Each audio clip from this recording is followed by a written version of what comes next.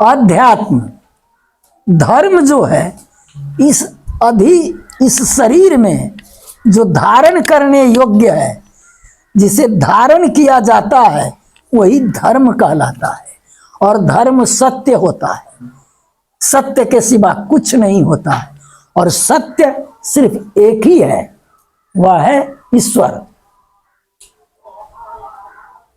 जय गुरुदेव। ओम सहना भवतु सहनौ भुनक्तु सवीर्यकरवावहै तेजस्विनामधीतमस्तु मा विदुषमावहै। ओम शांति शांति शांति। ओम भद्रं कर्णेभिः श्रेयाम शांति शांति शांति।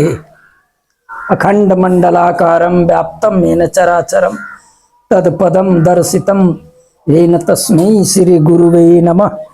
अखंडानंद बोधाय शीशाय संतापहारिणे सच्चिदानंद रूपाय एन तस्मै श्री गुरुवे नमः। अज्ञानतिमिरान्धस्य ज्ञानांजन शलाकया चक्षुरोन्मीलितं येन तस्मै श्री गुरुवे नमः। श्री सद्गुरु महाराज की जय हो। जय। बच्चों, हमने जो अभी संस्कृत आदि भाषा, जो भाषा की जननी है, उसमें जो हमने गुरु की महिमा ही गाया है। गुरु जो होते हैं अंधकार से प्रकाश के तरफ ले जाते हैं, यानी अज्ञान से ज्ञानी बनाते हैं। इसलिए सर्वप्रथम गुरु को ही नमस्कार करना चाहिए। गुरु ही सर्वोपरि है। वैसे तो प्रथम गुरु माता एवं पिता होते हैं, जो लालन पालन शिक्षा दीक्षा यानी रहन सहन के संबंध में, खान पीन के संबंध में, बच्चों के सेवा सुहारसा के संबंध में माता पिता ही पहले गुरु के रूप में उस बच्चा को प्रशिक्षित करते हैं, संवारते हैं, संभारते हैं। इसके बाद वह माता पिता बच्चों को होनहार, बुद्धिमान, जागरूक संसार में लाने का उद्देश्य लेकर के गुरु के यहाँ पठाते हैं। आजकल तो जगह जगह पर विद्यालय खुला हुआ है, लेकिन पहले ऐसी व्यवस्था नहीं थी। गुरुकुल में जाया करते थे लोग। तुम लोगों जैसे बच्चे सबको माँ बाप से अलग किया जाता था। ब्रह्मचर्य में रहना पड़ता था, सात्विक आहार करना पड़ता था। मोह ममता को त्याग करके गुरु के चरण में ही अपने को धन्य मान करके, जंगल से लकड़ी ला करके, गांव से चंदा वसूल करके, चावल पानी ला करके, झाड़ू बुहारू करके गुरु को खुश रखते थे। और गुरु ऐसे ही बैठा करके सबको सांस्कृतिक आध्यात्मिक बातों से उनके जीवन में निखार पैदा करते थे, शास्त्र सिखाते थे, वेद की बात सिखाते थे। और जब पूर्ण हो जाता था तो उस ब्रह्मचर्य से पुनः गृहस्थ आश्रम में माँ बाप के यहाँ आते थे। जिस समय माँ बाप के यहाँ आते थे, उसके शरीर में एक प्रकार से प्रकाश, तेज, एक नया करना, स्त्री पुरुष को सहरूप से ले जाना, बच्चों को शिक्षा दीक्षा, ये सब होता है कराना, लेकिन आसक्ति नहीं होना चाहिए। यही हमारा सब कुछ है, यही हमारा सर्वस्व है, यही हमारा मूल उद्देश्य है। ये बात नहीं होना चाहिए। हमारा मूल उद्देश्य है वास्तविकता। बड़ा कठोर और बड़ा सत्य है जब तक हम उस मूल तत्व को नहीं समझ जाते, नहीं अनुभव करते, तब तक इस पृथ्वी पर इस त्रिगुणात्मक प्रकृति के बीच में बार बार, अनेकों बार, अनेक योनि में, अनेक रूप में आना पड़ता है। इसका अंतिम छोर ईश्वर शरणागति ही है, दूसरा कोई उपाय नहीं है। मुक्ति का तब जाना पड़ेगा।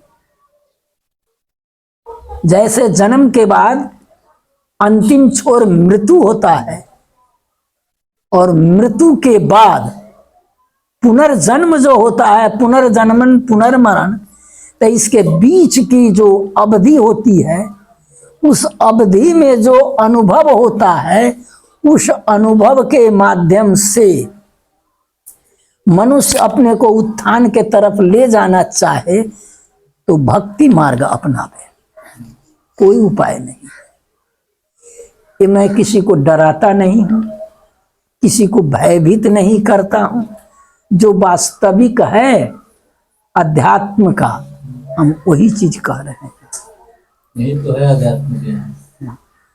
अध्यात्म धर्म जो है, इस शरीर में जो धारण करने योग्य है, जिसे धारण किया जाता है, वही धर्म कहलाता है। और धर्म सत्य होता है, सत्य के सिवा कुछ नहीं होता है।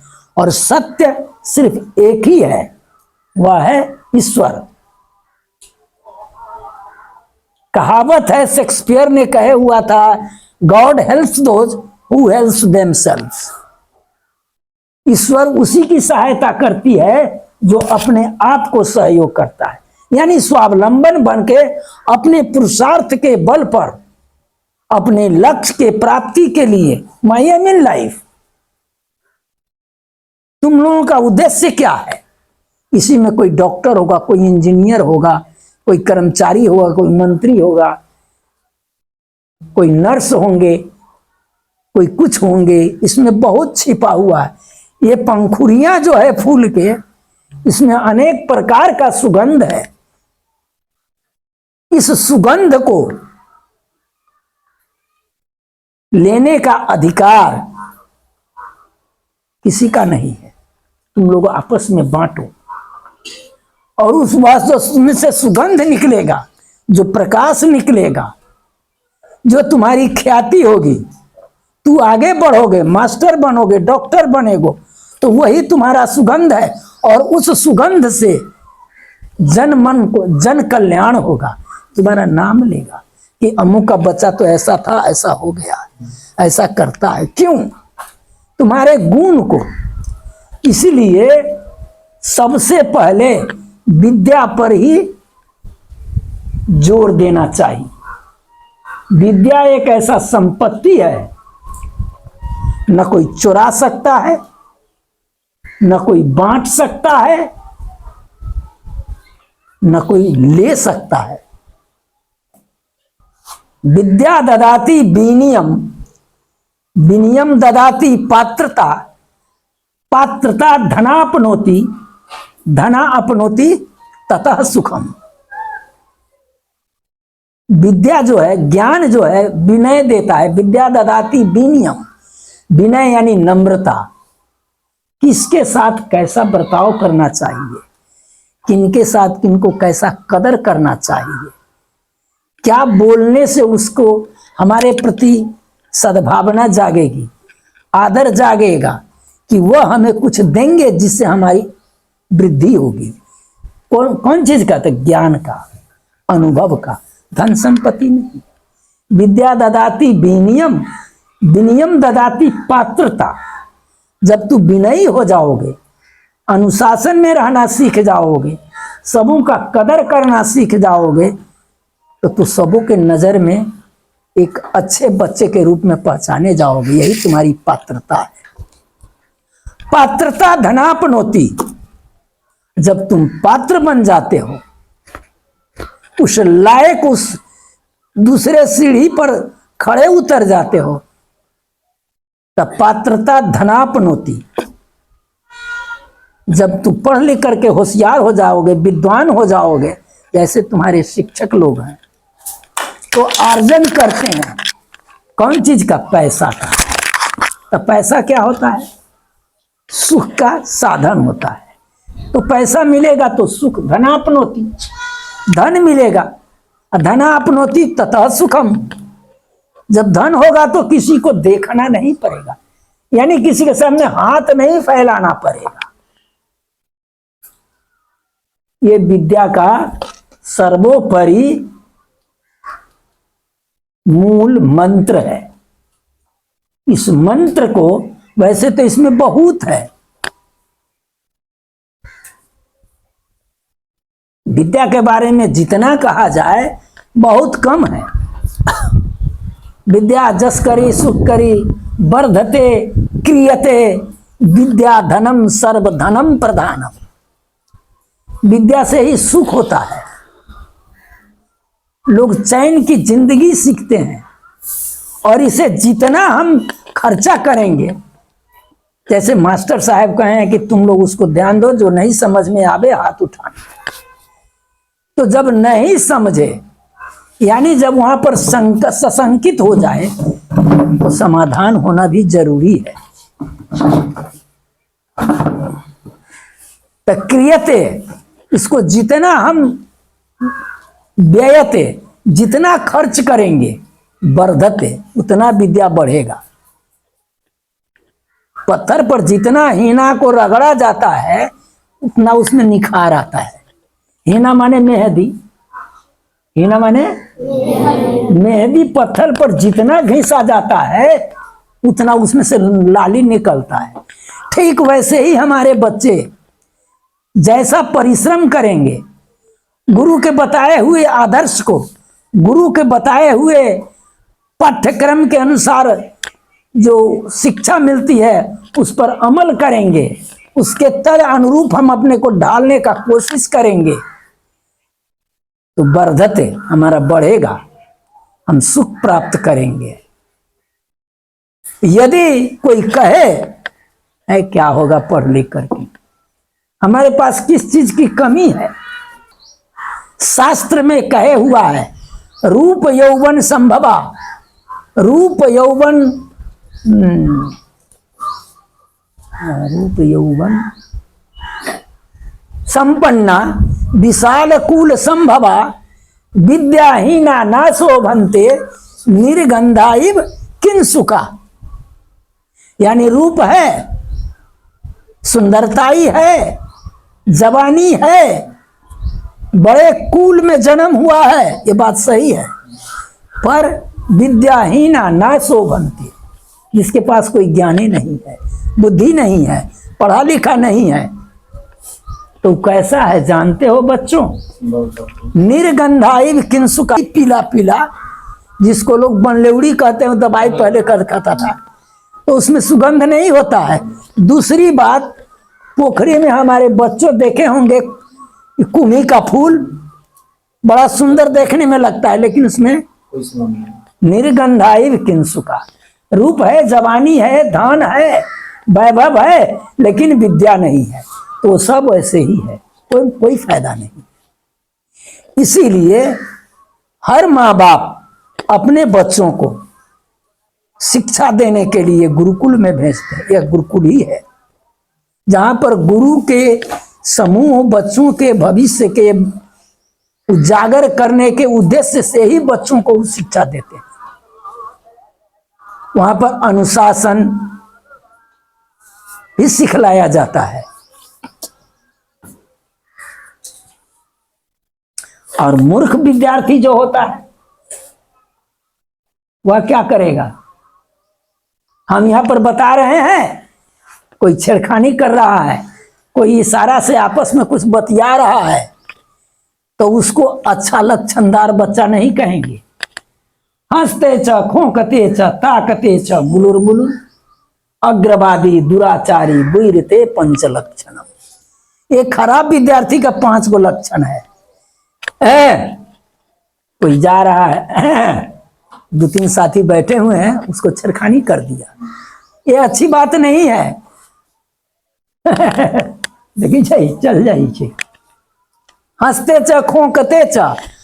और पढ़ाई के समय में अरे बच्चों किधर ध्यान देते हो, थोड़ा ध्यान देके सुनो हम क्या कह रहे हैं, तुम्हारे भले की चीज कह रहे हैं।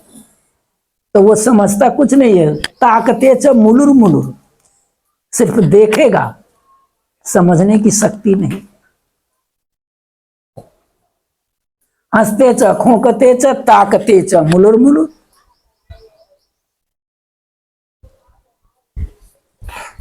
हंसते च खोंकते च ताकते च मुलुर मुलुर। अग्रवादी दुराचारी, अब बिना बोला है आगे आगे बोलना शुरू कर दिया, नहीं ठोकेंगे तो भी बोलना है। दुराचारी, खराब आचरण, खराब लोगों की संगति से। इसलिए बच्चों तुम लोग पढ़ते हो, अच्छा की संगति करो। जुआरी, गजेड़ी, भंगेड़ी, लंपट, शराबी, ये सबके संगत मत पकड़ो। चूंकि संगति से ही मनुष्य बड़ा होता है, संगति से ही सठ सुधरे।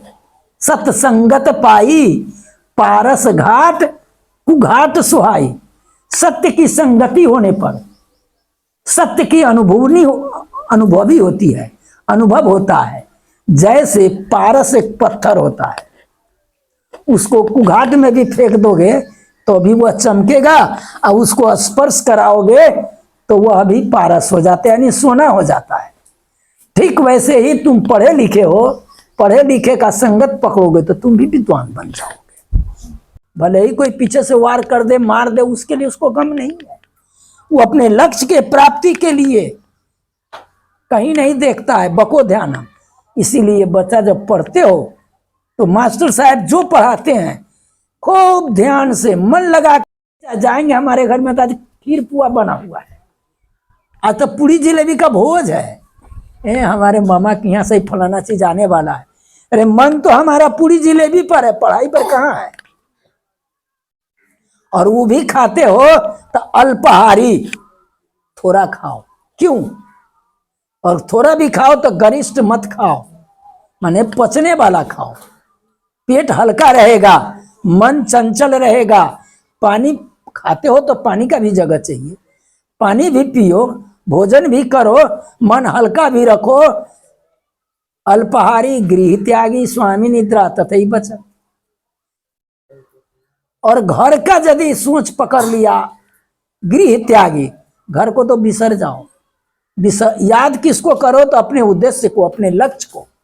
उस लक्ष्य प्राप्ति के लिए तुम्हें कष्ट भी सहना पड़े तो कष्ट सह करके ही लक्ष्य की प्राप्ति करो, तब तू एक अच्छा इंसान बनोगे, होनहार बनोगे, अपने उद्देश्य की पूर्ति पर झंडा फहराओगे।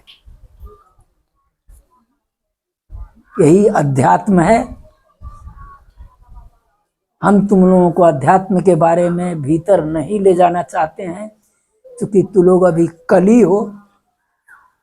पूर्ण खिल जाओगे, अपने आप अनुभव हो जाएगा। और इससे ज़्यादा हम क्या कहें। दूसरी बात, हम एक तोहफा लाए हैं शिक्षकों के लिए।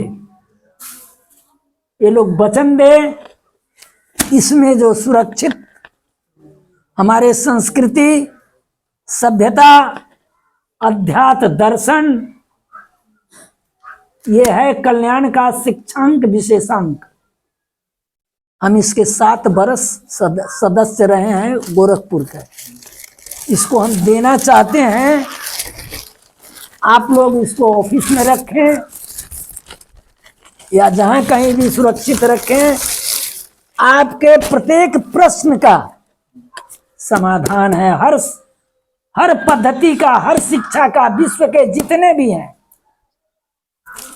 ये सब है शिक्षांक विशेषांक, जिसमें पहले दिया गया है संदीपनी ऋषि के सामने कृष्ण और सुदामा, जो 3 लोक के मालिक थे, शिक्षक गुरु के सामने कैसे बैठे हुए। इसमें राम की कहानी से लेकर रहमान की कहानी तक मिलेगी। वैदिक शिक्षा से लेकर आध्यात्मिक शिक्षा तक